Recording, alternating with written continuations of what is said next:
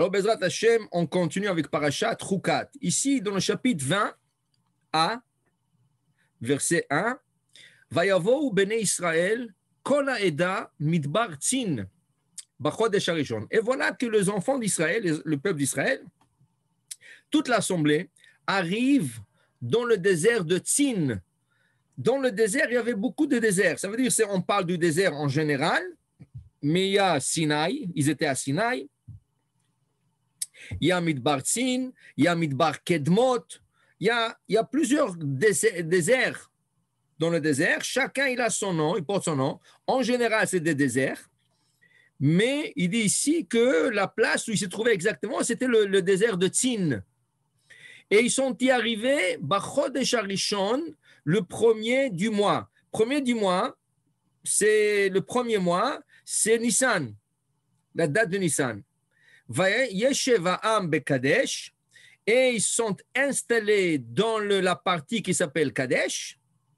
Vatamot sham Myriam, vatikaver sham, et Myriam, sœur d'Aaron, décède là-bas, et c'est là-bas qu'elle est enterrée. Alors, Chachamim disent que la date, l'anniversaire de la sœur de Moshe Rabbeinu, c'est le 10 Nissan. 10 Nissan, c'est la date de son décès.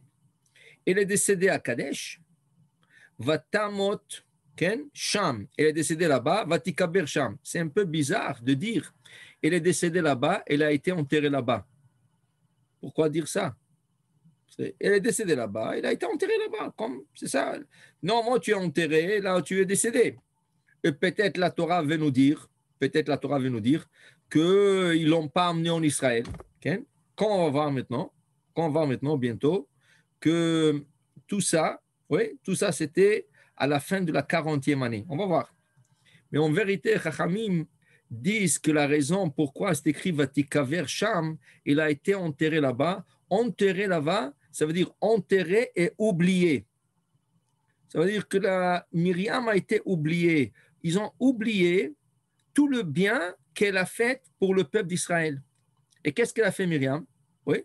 Elle a, grâce à elle, Hachem a donné au peuple d'Israël le Be'er, le puits d'eau, que pendant 40 années, on ne manquait pas d'eau. Pendant 40 années, on avait d'eau dans le désert en abondance. Et voilà, quand elle décède, personne pleure, personne regrette, ou même les noces funèbres, apparemment, n'étaient pas quelque chose qu'elle mérite.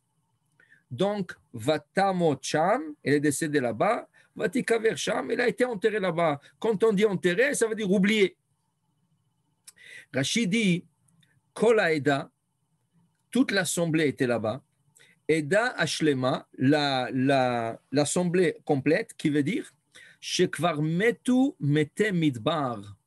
Tous ceux qui étaient dans le désert sont déjà morts. Ça veut dire que n'oublions pas qu'Hachem a dit, parce qu'ils ont pleuré la deuxième année le fait qu'ils doivent rentrer en Israël, Hachem leur a dit, vous ne rentrerez pas en Israël, c'est vos enfants qui vont rentrer en Israël. Donc, ici, on parle déjà à la 40e année.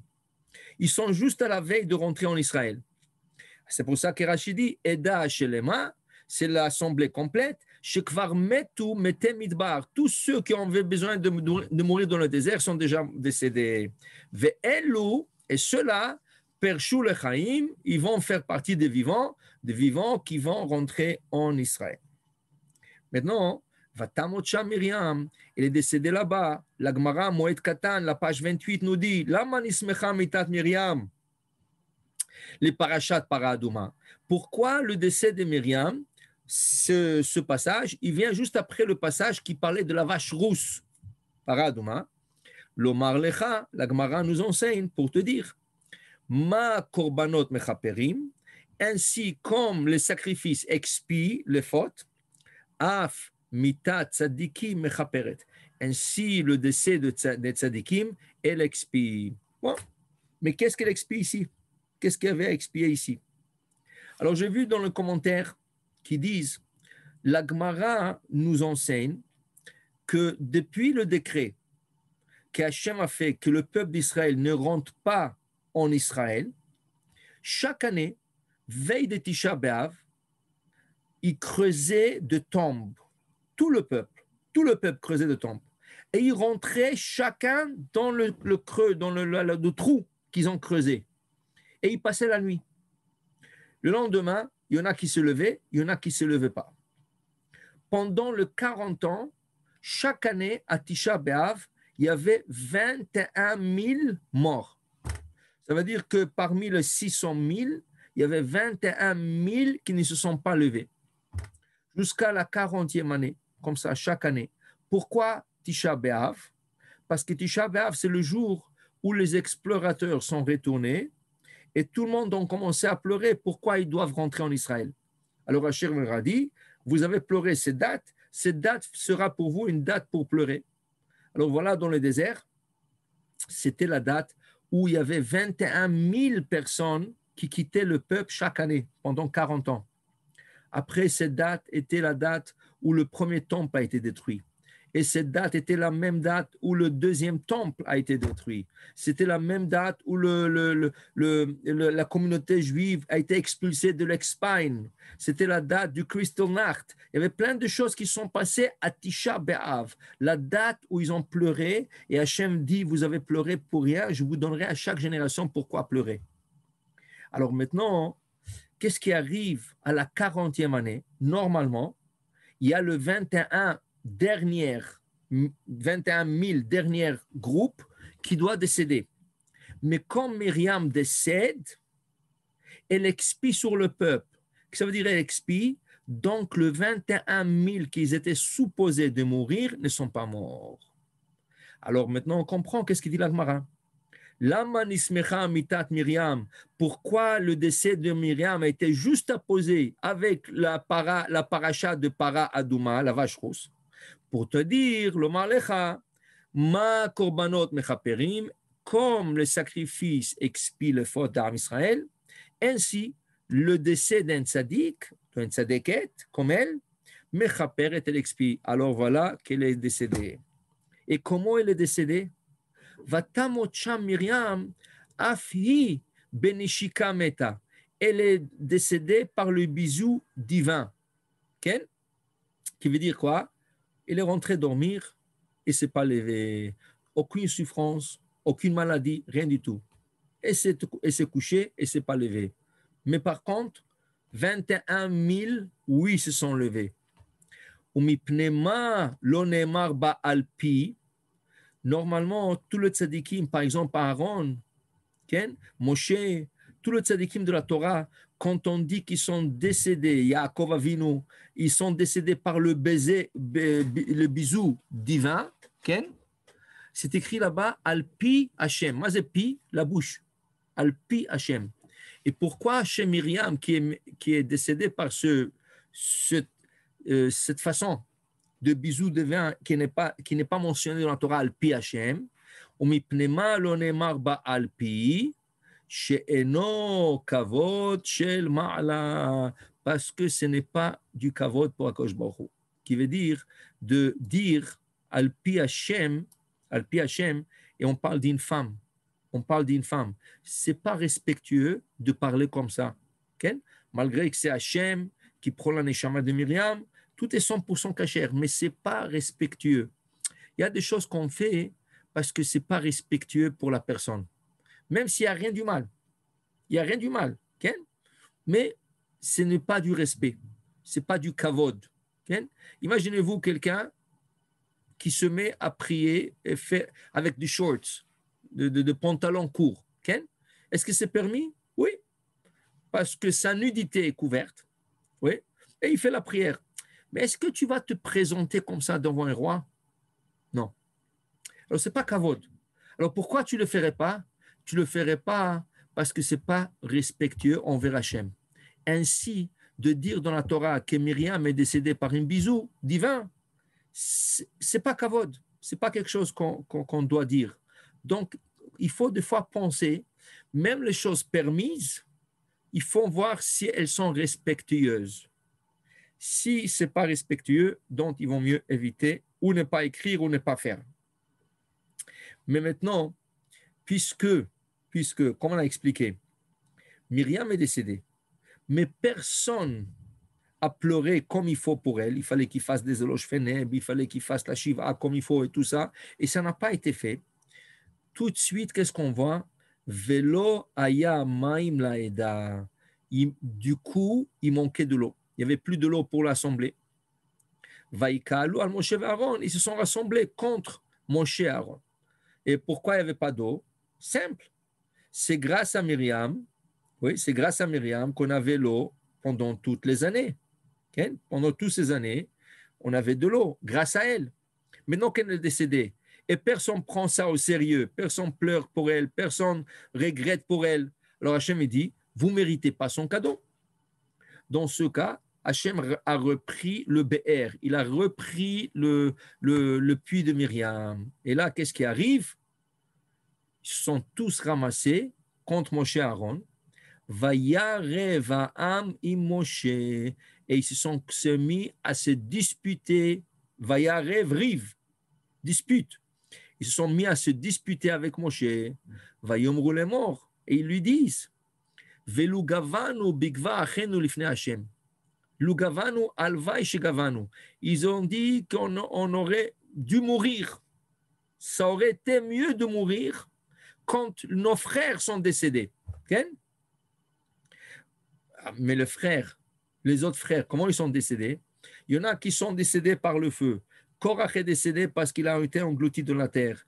Il y avait le Kivrotatava, il y avait la Sélave, les gens qui sont morts avec la caille, qui a volé et qui les a frappés, qui sont morts. Alors ils disent, l'Imed, c'est si on nous enseigne, quand ils ont dit, on aurait préféré de mourir comme nos frères, qu'est-ce que ça veut dire on aurait préféré?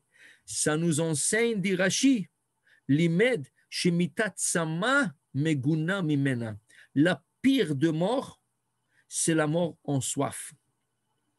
C'est pire que la mort en faim. C'est quelqu'un qui crève de faim et il meurt de ça. C'est pas aussi grave que quelqu'un qui crève de soif. C'est une mort plus cruelle, c'est une mort plus dure. Alors c'est pour ça qu'ils ont dit, on aurait dû mourir avec nos frères. Okay? Maintenant, qu'est-ce qu'il continue à dire? Velama avetem et kal Hashem el hamidbar hazeh lamut sham anachnu v'irenu.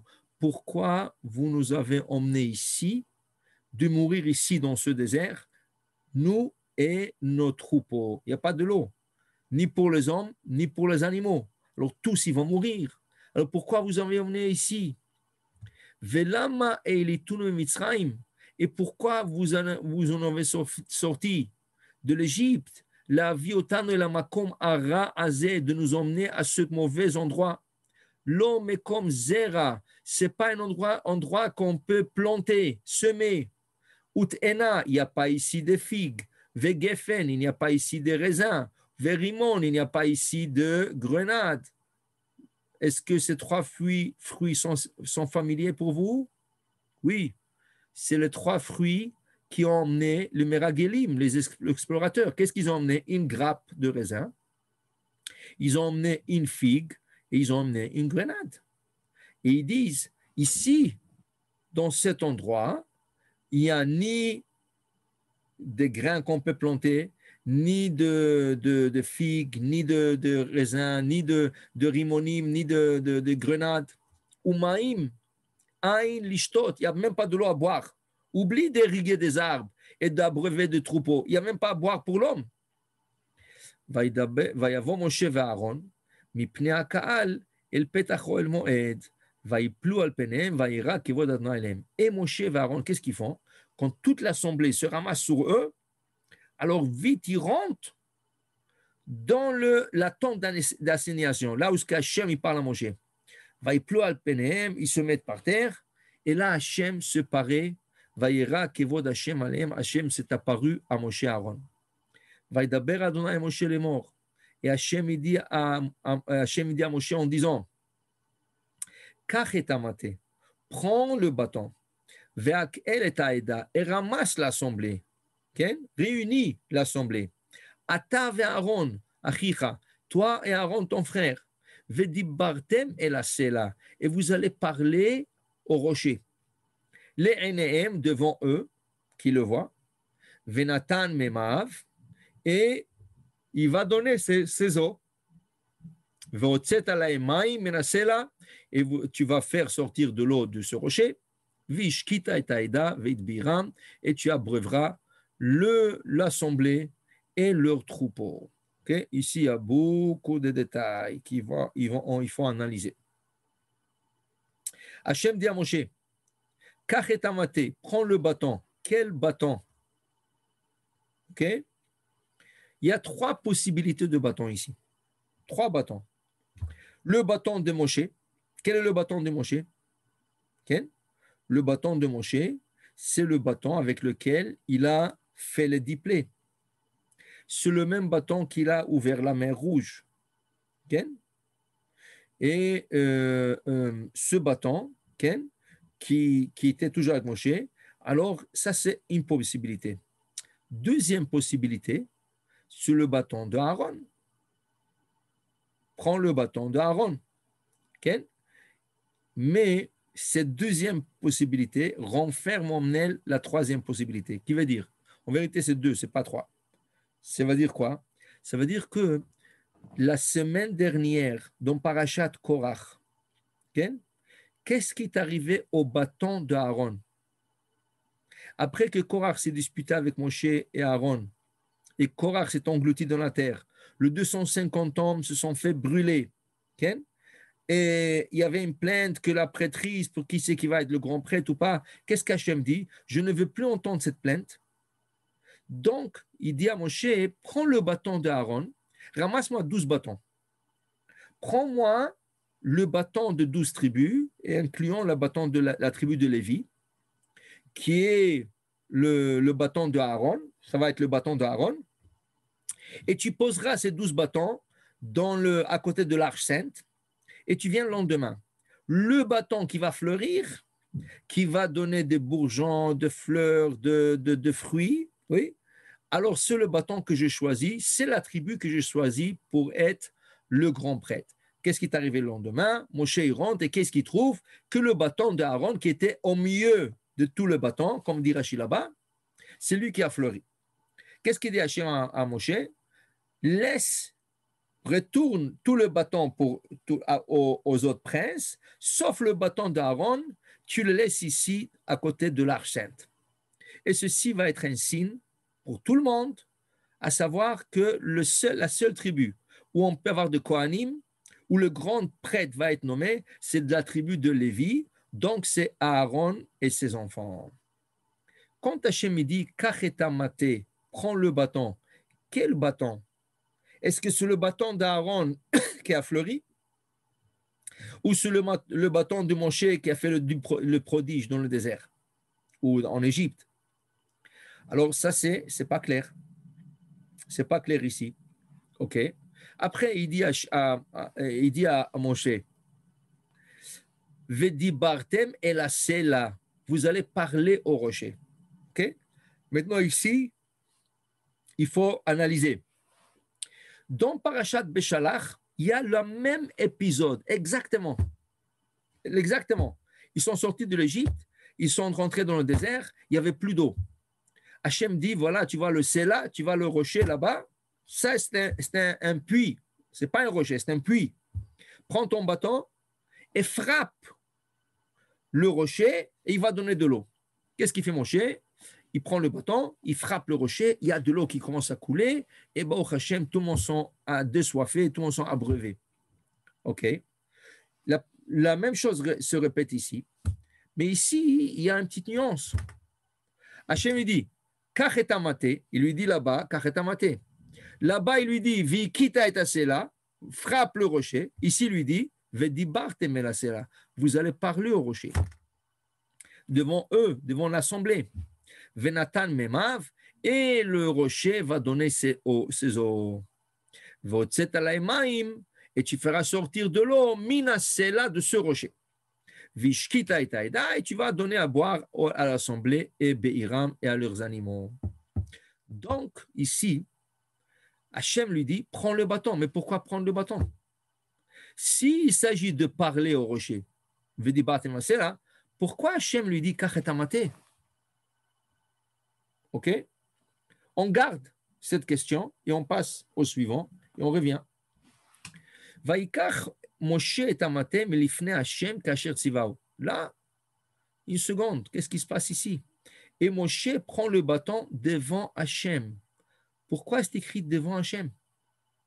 Selon certains commentateurs, ce n'était pas le bâton de Moshe, c'était le bâton d'Aaron. Car le bâton de Moshe était dans sa main. Et pourquoi c'est écrit Melifne Hachem? Quel est le bâton qui était devant Hachem? C'est le bâton d'Aaron qui était justement devant l'Arche Sainte. Comme la semaine dernière, c'est écrit Vinarto Lifne Hachem. Tu le mettras devant l'Éternel. L'Éternel, ça veut dire l'Arche Sainte et les 10 commandements, les 10 commandements dans les tablettes. Donc ici, on doit comprendre Vaikach Moshe et Amate Milifne Hachem, c'est le bâton qui était devant Hachem, le bâton d'Aaron. Mais il y en a des autres qui disent non, Milifne Hachem, ça veut dire quand il était devant Hachem, il a pris son bâton à lui. Donc il y a un machloket ici entre le commentateur. De quel bâton nous parlons? De quel bâton nous parlons? Ka'asher tzivao, comme il a ordonné. Vayakilu Moshe et Aaron et Akaal el pene asela. Et Moshe et Aaron ramassent toute l'assemblée devant le rocher. Okay? Le rocher, ça veut dire le rocher spécial, le rocher connu, le rocher qui toujours les a accompagnés, qu'ils ont connu, qu'ils savaient que c'est le rocher qui donnait toujours l'eau. Vayomer lahem, ça veut dire que le BR, de là on comprend que la forme du puits qui les a suivis, c'était une forme d'un rocher. C'est comme un grand rocher. Et comme Rabbi Shimon Bar Yochai nous explique dans le Zohar, que les 12 princes de 12 tribus venaient, et quand ils stationnaient, le rocher était là, et ils traçaient avec leur bâton une ligne droite du rocher vers la tribu. Alors, comment ils étaient, comment ils disposaient? Ils étaient 3 tribus au nord, 3 tribus au sud, 3 tribus à l'est et 3 tribus à l'ouest. Donc, le rocher s'est placé quelque part, et chacun venait, il traçait avec son bâton à lui une ligne du rocher jusqu'à sa tribu. Dit Rabbi Shimon Bar Yochai, qu'est-ce qui est arrivé? Du coup, le rocher commençait à couler, selon l'ordre de Moshe, il commençait à couler. Et là, la petite ligne par terre devenait de plus en plus large jusqu'à ce que ça devenait un canal.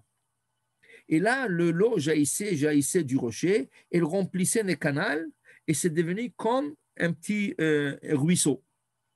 Et chaque tribu avait sa source d'eau. Donc, il n'y avait pas une source, il y avait 12 sources d'eau. Comme ça, c'est plus commode pour les 12 tribus qu'il n'y aura pas de gens qui s'écrasent ou qui se... Non, il y avait de la place pour tout le monde. Il y avait 12 sources d'eau. Et tout le monde allait, tout le monde buvait, tout le monde se baignait, tout le monde abreuvait leurs troupeaux. Okay? Maintenant, ici, qu'est-ce qui arrive? Moshe, il ramasse tout le peuple d'Israël devant ce rocher connu. Vayomer lahem, et il leur dit, Shim'una amorim, écoutez-vous les têtus. Il s'énerve. Écoutez-vous les têtus. Amina sela azen otzi lachemaim. Est-ce que vous voulez que je vous fasse sortir de cet rocher de l'eau? Ça veut dire quoi? Mais Hachem lui a dit, oui. Hachem lui a dit, parle au rocher, donne-leur de l'eau. Pourquoi il leur dit ça?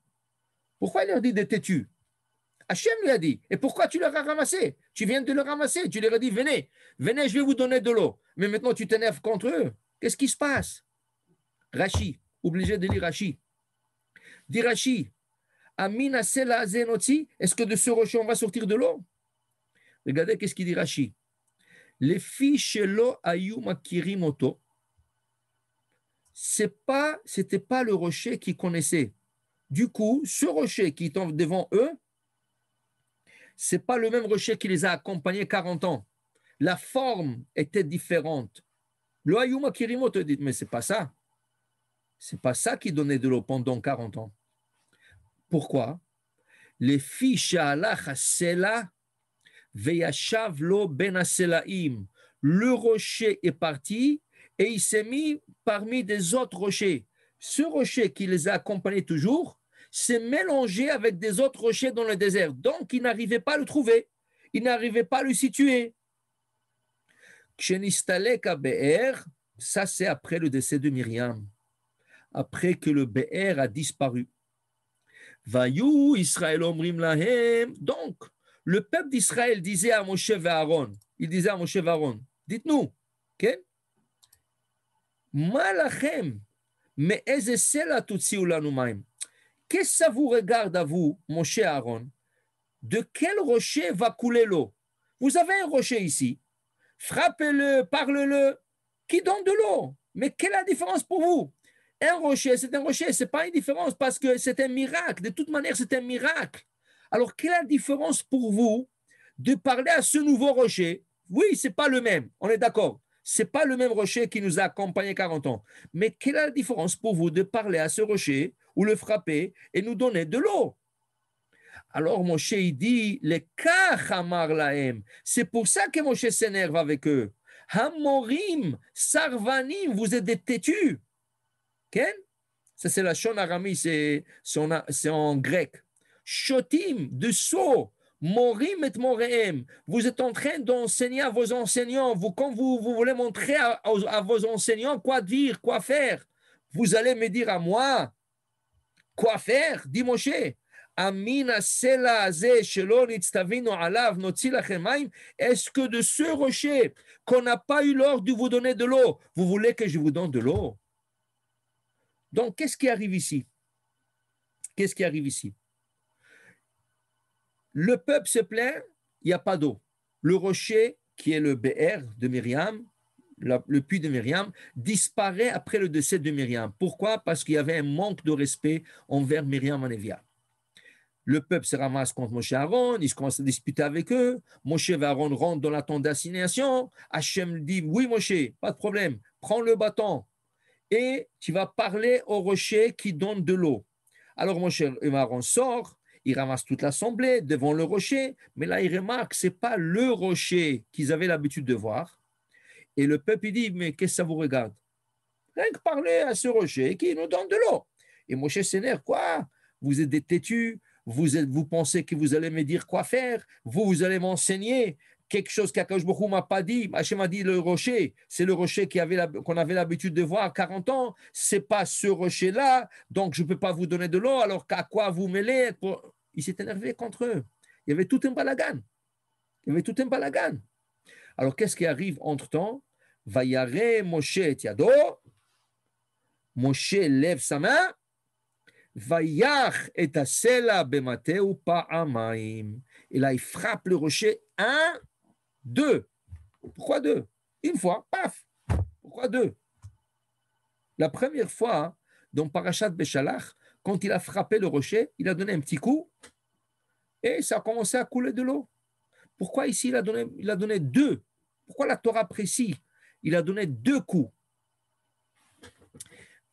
La Torah nous dit Vayitzu ma'im rabim. Du coup, il y a beaucoup d'eau qui est sortie de ce rocher. Vatesh ta'ida ubiram. Et tout le monde a commencé à boire, à se désoiffer et à breuver leur troupeau. Si je vois Parashi, si je regarde Parashi, qu'est-ce que je dois comprendre de ce texte? Moshe lève la main, frappe le rocher 2 fois. Quel rocher? Ce même rocher qu'il a dit, c'est pas le rocher que j'avais l'ordre de vous donner de l'eau. Alors, il s'énerve et il prend le bâton, il frappe, paf, paf.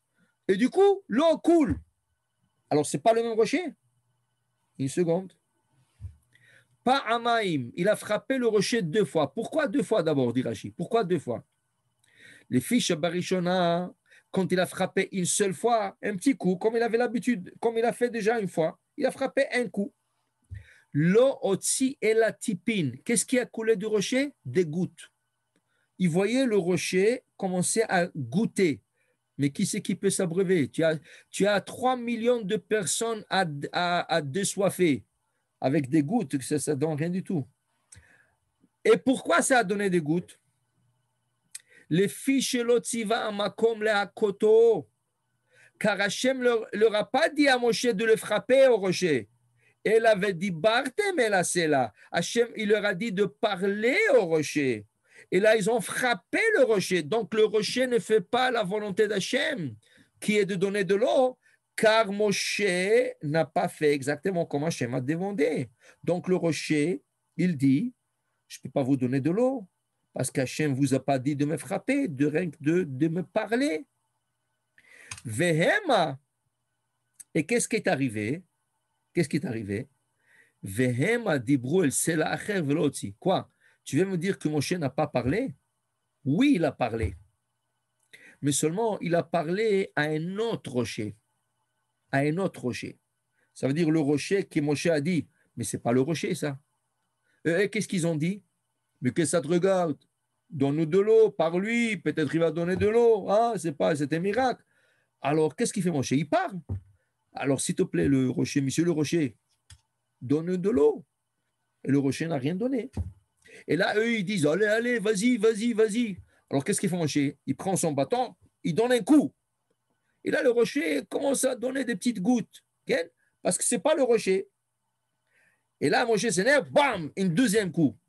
Et là, ça commence à donner beaucoup de l'eau. Et pourquoi la deuxième fois, ça donne beaucoup de l'eau? Pourquoi la deuxième fois, ça donne beaucoup de l'eau? Alors, c'est écrit ici dans Rashi, Amrou, Shema tzach lakoto kebarishona. Quand il a frappé la première fois, Parashat Beshalach, peut-être il faut frapper ce rocher aussi. Comme il est écrit là-bas, la source c'est Shemot, chapitre 17. Là-bas, Hachem a dit de frapper. Qu'est-ce qui arrive maintenant? Venisdamen lahem oto sela veika. Waouh, waouh, waouh. Qu'est-ce qui se passe ici? Moshe sort, il ramasse l'assemblée. Ce n'est pas le rocher d'habitude, de l'habitude. Ce n'est pas celui qui les a accompagnés 40 ans. Il commence à lui parler, car Hachem a dit de lui parler, mais comme ce n'était pas le rocher, il ne donne pas d'eau. Moshe, qu'est-ce qu'il fait? Eux, entre-temps, ils poussent. Vas-y, vas-y, donne-nous de l'eau, par lui, par lui, par lui. Moshe, quoi? Vous me dites quoi faire, tout ça? Il prend son bâton, il donne un coup. Il dit, peut-être c'est comme la première fois. Je lui parlais, ça ne donne rien. Mais peut-être c'est comme la première fois. Quand on est sorti de l'Égypte, après 7 jours, il fallait frapper le rocher. Alors, il frappe, ça donne quelques gouttes. Okay? Et là, il lève le bâton pour donner un deuxième coup. Et regardez, qu'est-ce qu'il dit Rashi? Nisdamen lahem oto sela. Le vrai rocher est retourné à sa place.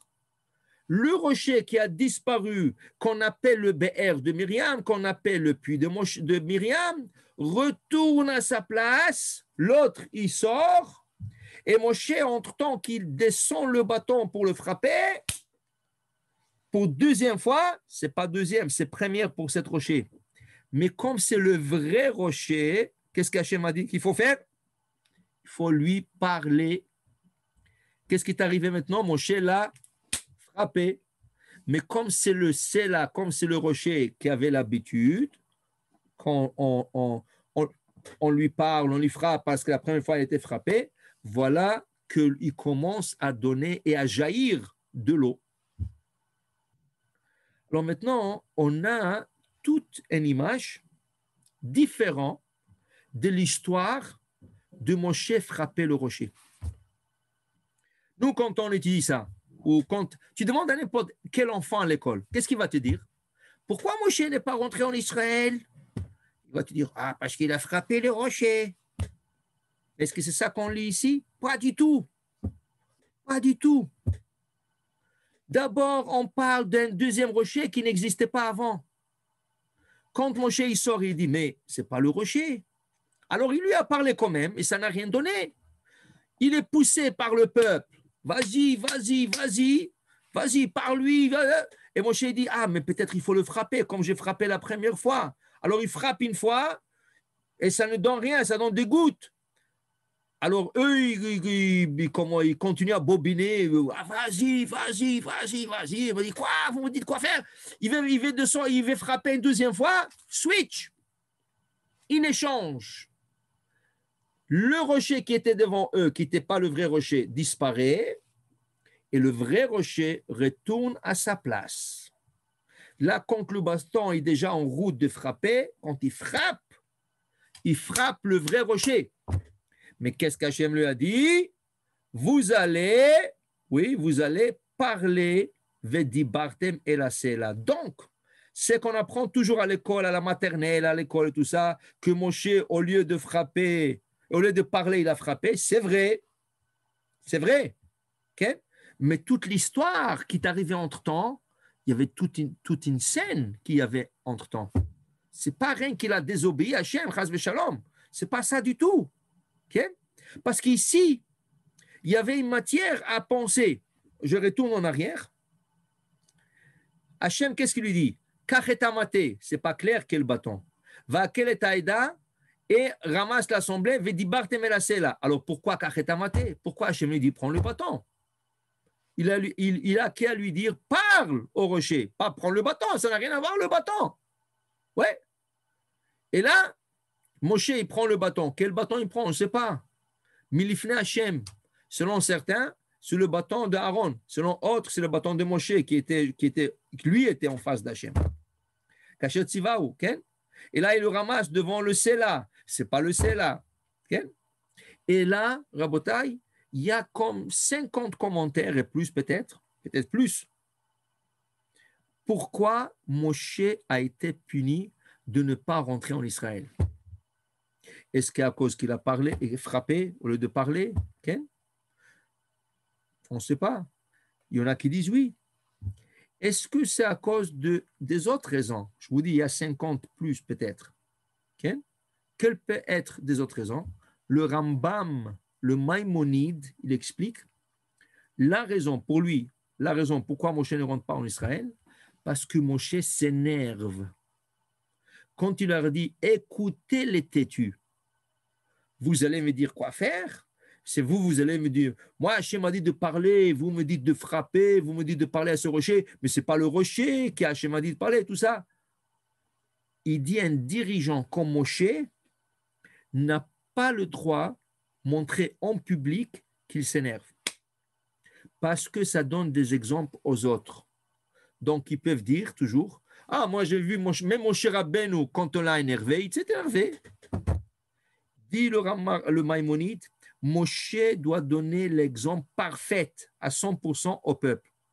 Donc, il n'a pas le droit de montrer comme quoi il s'énerve. Mais une seconde, dans la Torah, il y a des autres exemples qui s'énervent. Voilà un exemple.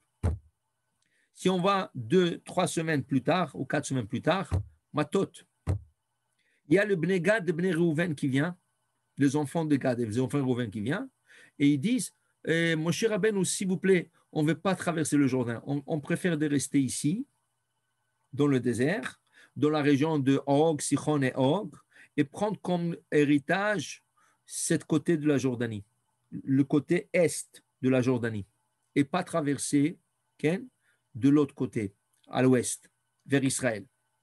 Et Moshe s'énerve. Tarbut anashim chataim, vous êtes des pécheurs, vous êtes en train de faire le même péché qu'ont fait les explorateurs, vous êtes en train de faire peur à vos frères.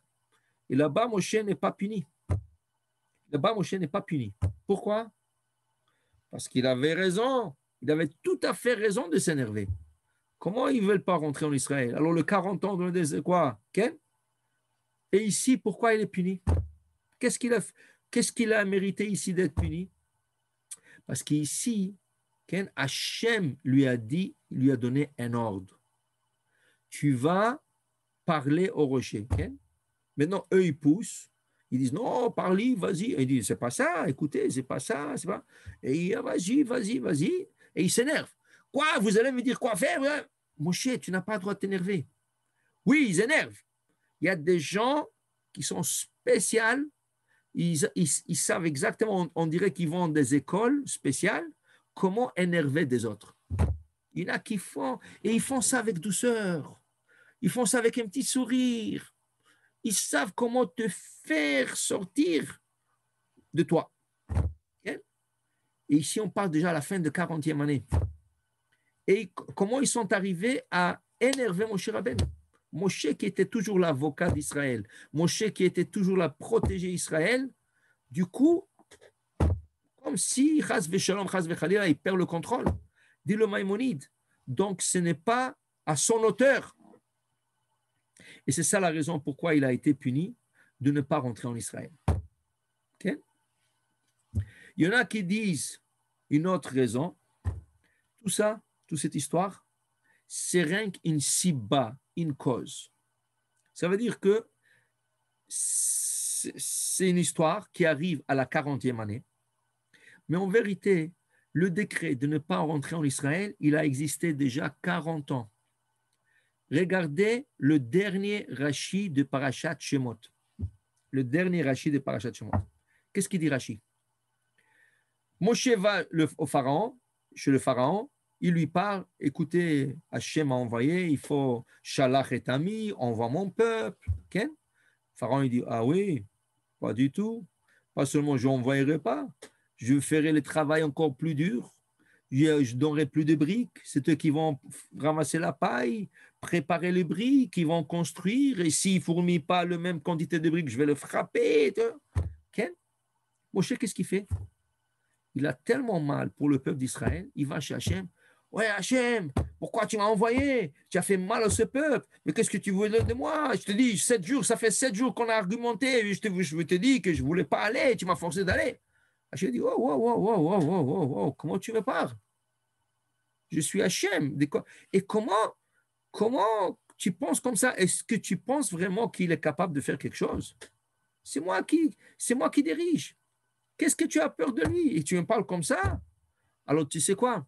Maintenant, tu verras qu'est-ce que je vais lui faire à lui, au paro, mais tu le verras maintenant, pas après. Rachid dit, qu'est-ce que c'est après, pas après? Tu ne rentres pas en Israël, dit Rachid.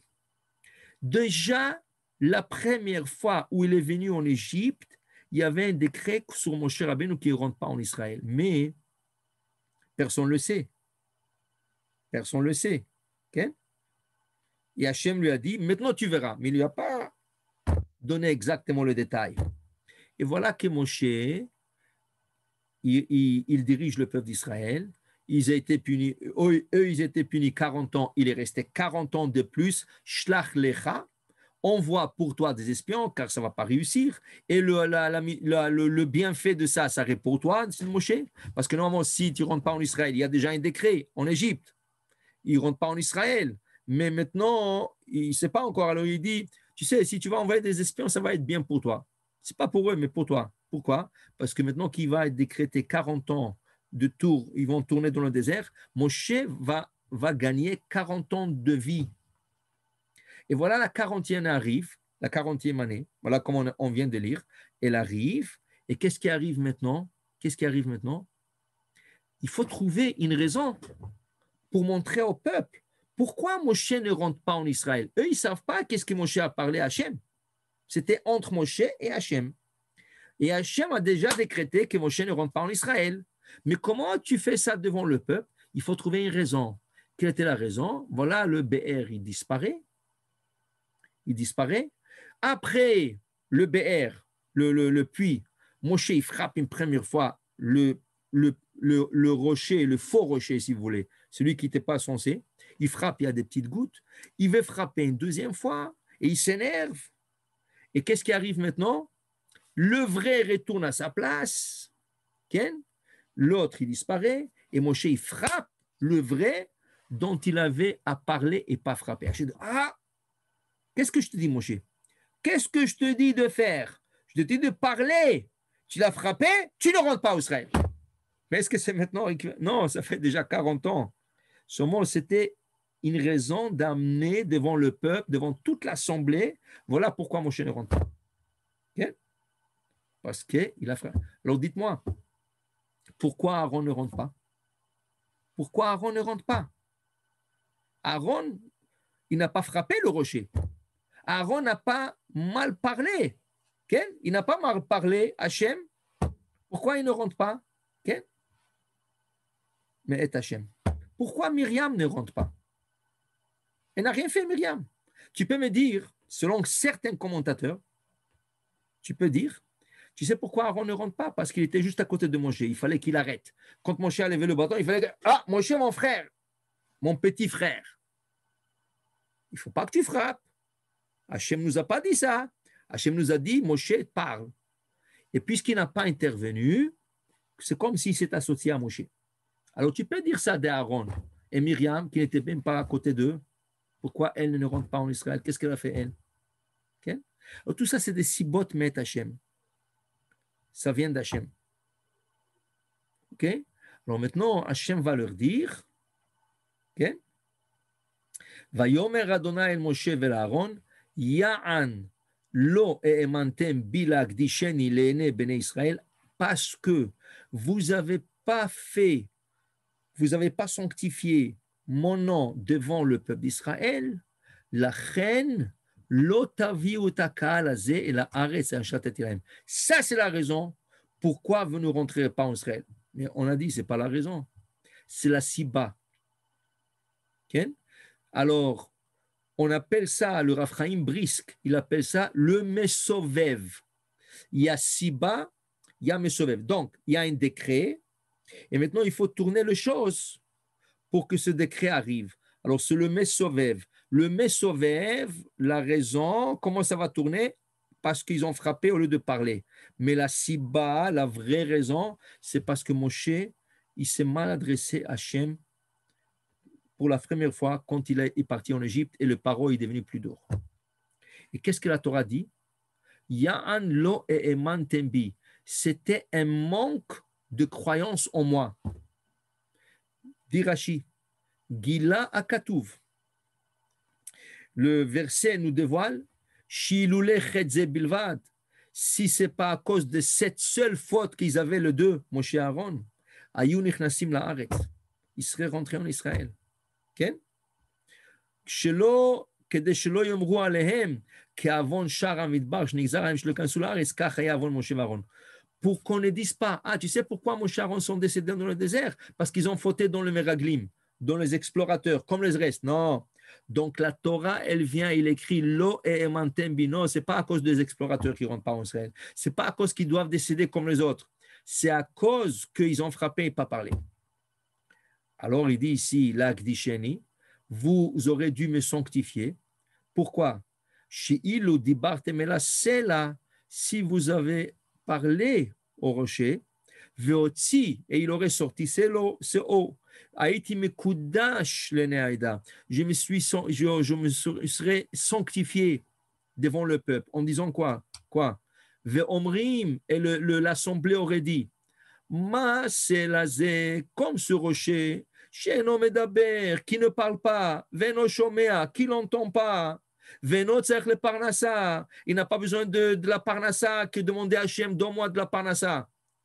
Mekayem dit Shel Makom, le rocher fait la volonté d'Hachem, tout ce qu'Hachem lui dit, il fait, Kal Vachomer Anu, à plus forte raison nous. Donc, Rachidi, s'ils auraient parlé au rocher et le rocher aurait donné de l'eau, le peuple d'Israël aurait dit, waouh, c'est extraordinaire. Ce rocher qui ne parle pas, qui ne voit pas, qui n'entend pas et qui n'a pas besoin de parnassa d'Hachem, mais dès qu'Hachem lui parle, il est prêt à donner de l'eau. Nous que nous parlons, que nous écoutons, que nous voyons et que nous avons besoin d'Hachem pour nous nourrir, à plus forte raison que nous devons faire la volonté d'Hachem.